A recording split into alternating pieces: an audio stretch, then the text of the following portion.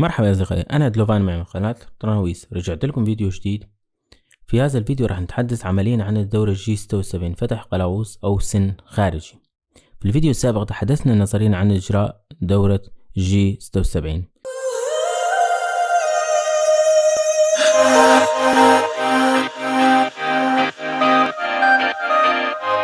يا أصدقائي، لدينا هذا الشكل. القطر الكبير هو 30 والطول القلاووز على محور الزيت هو 40.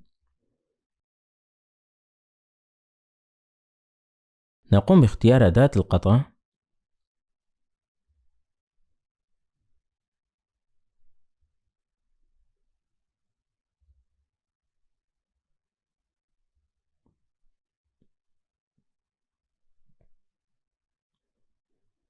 نختار أداة القطع الفتح قلاووز خارجي.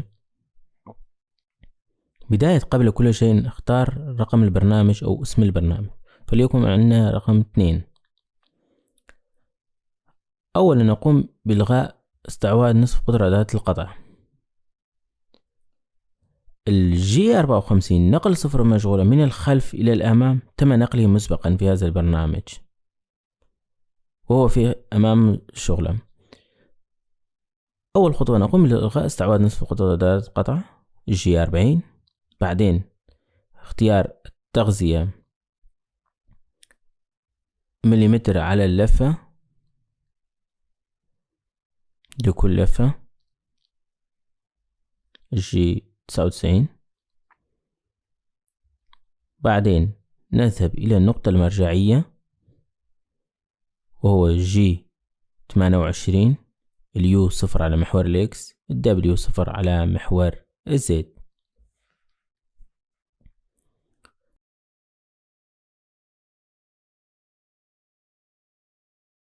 الآن نختار أداة القطع تي 0101 تشغيل سائل التبريد.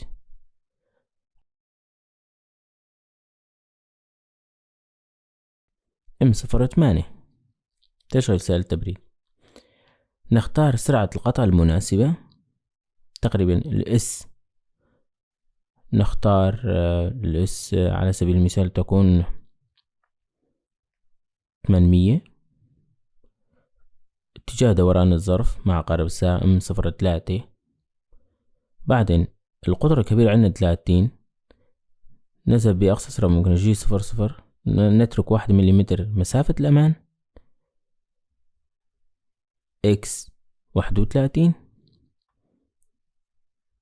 وعلى محور الزيت تكون 1 مليمتر. طبعا نحن من بعد الصفر الشغلة للداخل هي سالب.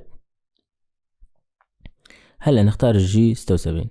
الجي 76 مكون من سطرين. أول سطر الجي 76 البي هو مشوار التشطيب، عدد مشوار التشطيب وليكن مشوارين، فنختار 02.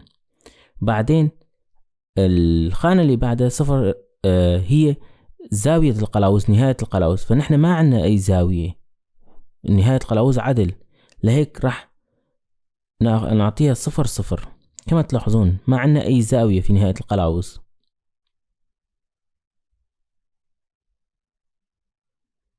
راح نعطيها 00. بعدين كان هاي الشنفر. هلا عندنا زاوية القلاوز، الزاوية زي القلاوز المتري زاويته هو 60 درجة. النقطة اللي بعدها هو مقدار أول قطع الكيو، ولتكن 200 ميكرو.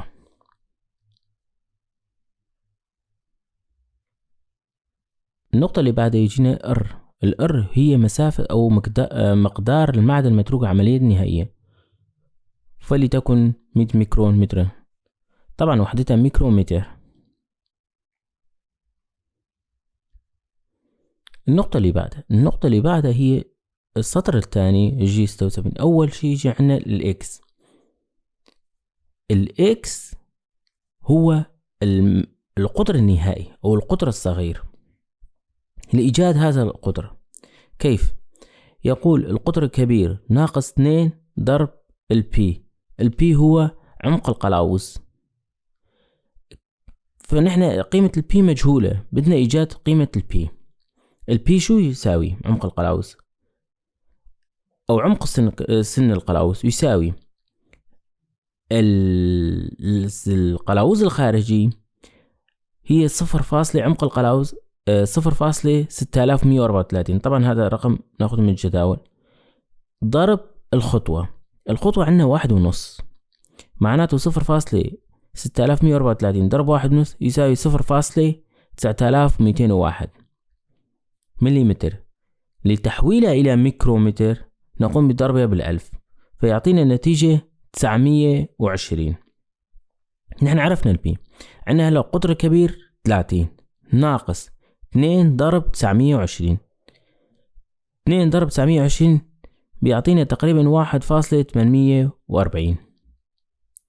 بهالحالة بيبقى عندنا القطر ناقص 30، بيبقى القطر الصغير بيبقى 28.160. هذا قيمة القطر النهائي أو القلاوز النهائي. النقطة اللي بعدها يا أصدقائي، النقطة اللي بعدها عندنا الزيت، عمق أو طول القلاوز على محور الزيت. نحن قلنا هو 40، طبعا لداخل الشغلة فهي راح تكون اتجاه سالب، معناته عندنا الزيت يساوي زيت ناقص 40. بعدها بيجينا عمق القلاوز. عمق القلاوز قلنا نحن هي 920، قلنا إيجاد عمق القلاوز يساوي 0.6134 ضرب الخطوة، فالنتيجة كانت 920، أي قيمة كيو عمق القلاوز أو عمق سن القلاوز.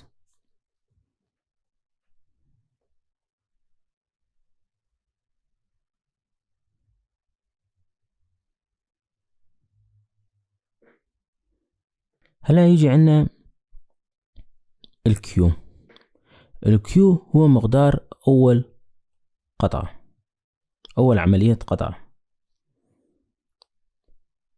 فعلى سبيل المثال تكون هو 200 ميكرو، عفوا مقدار القطع في كل شوط، فلتكن كمان 200 ميكرومتر. أول وحدة كان عنا مقدار أول عملية القطع كان 200، الثاني كيو هو مقدار القطع في كل شوط، فلتكن 200. عنا التغذية الإف، قلنا التغذية هي قيمة الخطوة نعطيها. الخطوة كان عنا 1.5، معناته عنا الإف هون راح تكون 1.5.